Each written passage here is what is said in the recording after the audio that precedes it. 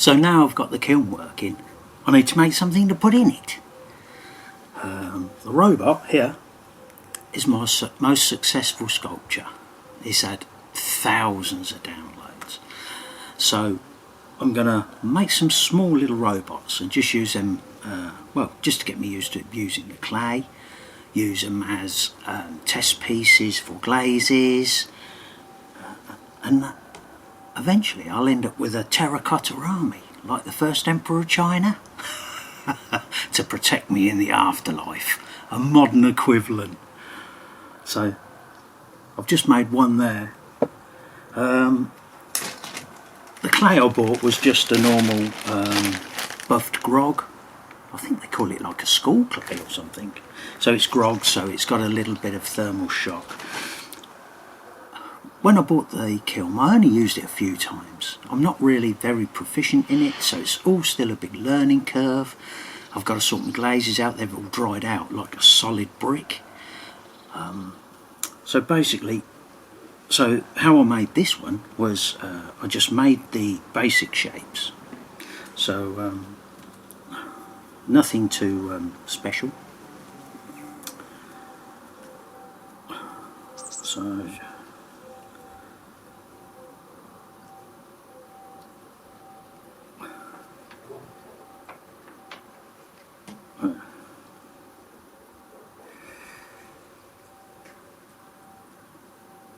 So I'll just make I'm just making a foot, so it's going to be similar to that. So like I said, I'm really not used to using clay. The whole thing's going to be a big learning experience. So how I done him was I roughly made the shape.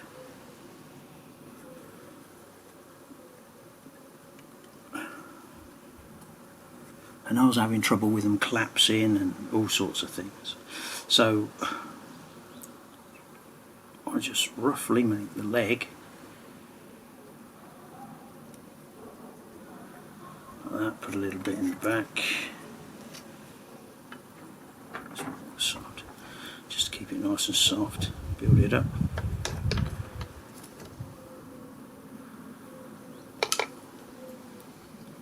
And then once I've got it, I think the clay's a little bit hard, but I'm sure I'll get used to using it eventually. So that's roughly the shape. So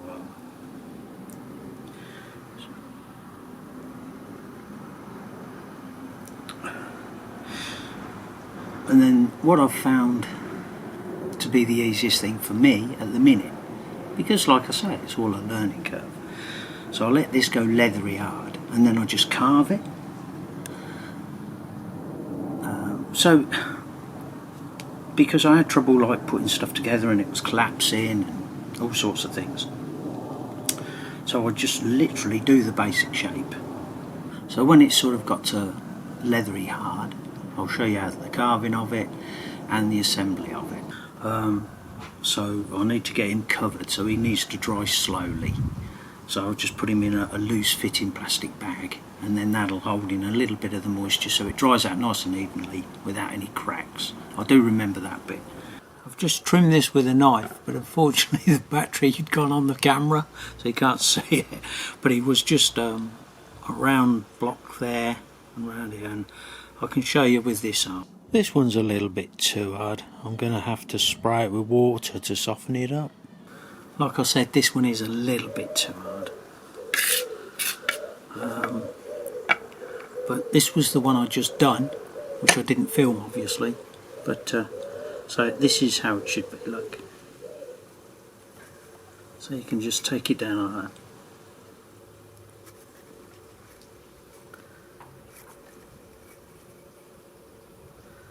that. You don't need a very sharp knife, obviously. So when I first made these, I tried to make them and fix them onto the arm, but they was just so heavy that they were just breaking off.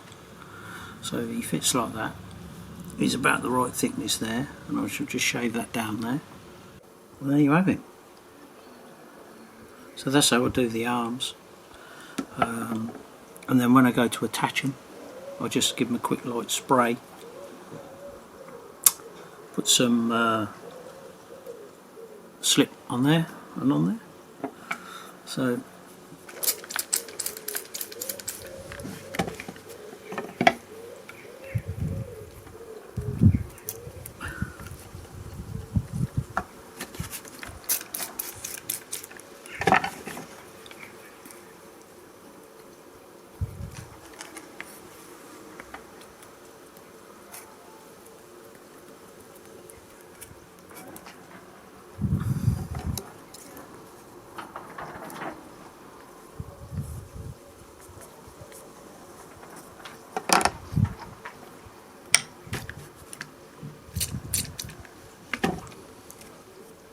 we'll score him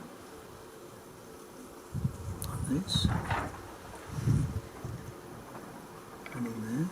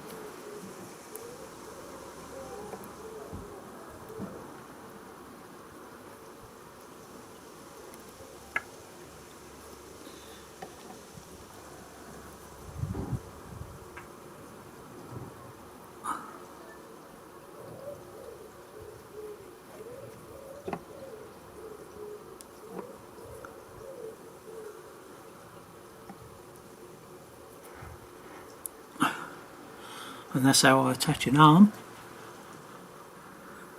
because it's, as you can see,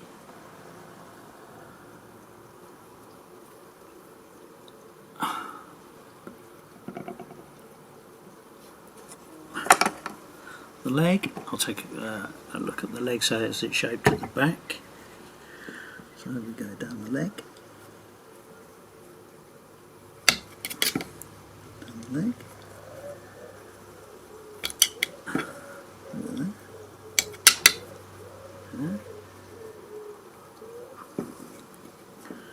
Here.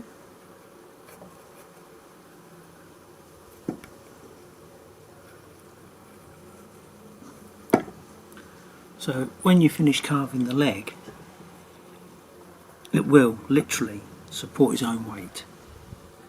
It's like the arm. The arm's just not going to move. And that's the best way I've found to assemble them. After leaving the robots to dry for a week, they go from this dark grey to a light grey. And it takes about a week for them to dry properly, and you really have to make sure that they are thoroughly dry, because if you try and fire them quickly at high temperature, they literally will explode. So when you put them in the kiln, make sure you bring the temperature up slowly, just to remove any moisture. Right, so this is the first firing I've done of the kiln in 20 years. I've got my new elements in there. Let me have a look, see what we got round here. So I don't know whether you can see in there. I can see the cones. They're still standing, so obviously the temperature gauge is nowhere near right. Your first firing's called a biscuit firing, and I'm using a pyrometric 07, which should bend at about 985C. Which it has. So I'm turning it off now, and I'm going to open the kiln up in the morning after letting it cool down. This is what we've got here. So that was an 07, that's an 04, and the 04's bent, so it must have been around 05, I should imagine, that I've done that biscuit at. Must have been. This is the one. Right. So these are my terracotta warriors. So I've just glazed 4 of the 5 terracotta warriors. The 5th one I'm going to paint the same as the other figures for the diesel punk aesthetic. And the glazes I've used on these 4 I've put behind them, so I'll know. And because they're hand built, everyone's different, so I don't have to worry about which glazes is what. Right, let's have a look. Oh yeah, that second firing's gone well. The glazes worked alright, considering they were like a block of concrete and I had to break them up and add water. They've gone quite well. Let's just get this stuff out of the way. Right, so this one was the crocodile. It definitely could have done with another coat, but I only give it 1 coat because I didn't want it sticking to the shelf. That's the crocodile. That one is the glitter brown Adventure, I think it's called. Not much in the way of glitter, but I'm going to try something else with this one. I'm going to refire it. This was the black and the crocodile, so that made it look more like the resin sculpture. Again, that could have done with another coat, but you know, I'm just experimenting. And this is tan and with dark brown specks. Now that one, I really had to break that. I really had to break it up. I mean, I had to drill it up. The glaze was so hard. I got a drill bit in there and a drill, and I broke it all up before I could add water to it. It's quite nice actually, but see, they all could have done with another coat. But you know, it is my first attempt. So yeah, thanks for coming on this journey with me, and I can't wait until we make the next video. So don't forget to subscribe and like. Bye.